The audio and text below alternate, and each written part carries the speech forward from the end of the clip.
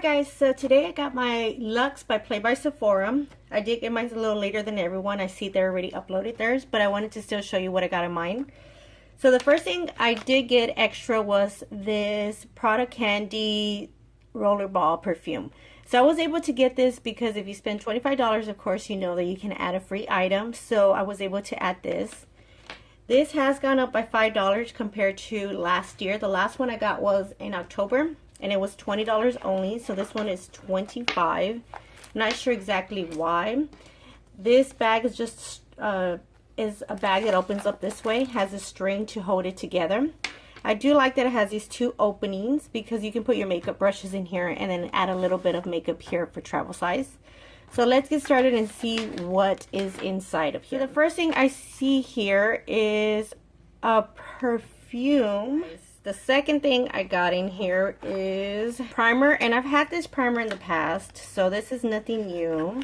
It has some gold reflexes on there and it's clear. Now this size here is, I mean, come on guys, $25, and this, I mean, it's like a nickel size. And this is supposed to be, I'm assuming it's an eye cream, but it's a moisturizer cream. So far, I'm not impressed at all. The only thing I really like is this perfume sample. Oh, this is another repeat, guys. I've had this in the past as well. This is YSL, and it's their matte satin lip stain in Rouge. La Mer is a product we've got in the past as well, but this one is their eye concentrating cream. The last time it was their moisturizer. Guys, to me, these are like kind of laughable sizes for what we paid for, $25. The next product is by Giorgio Armani, and it's Eyes to Kill, and it's a mascara. I'm not going to open it. Like I told you, I'm not going to open any of these products because they are being returned back. But if you're interested, that's what the mascara looks like. So this will be getting returned back. And then that was it, guys. And then the last thing is, I always have these cards here. Play by Sephora Luxe. And this is what they look like. Now, guys, this is fancier than the stuff they gave us. But I wish they would have put less money into making this and giving us a better product. Because $25 is a lot of money for the small deluxe sample size. Like, I understand that they said it was sample sizes that are giving out.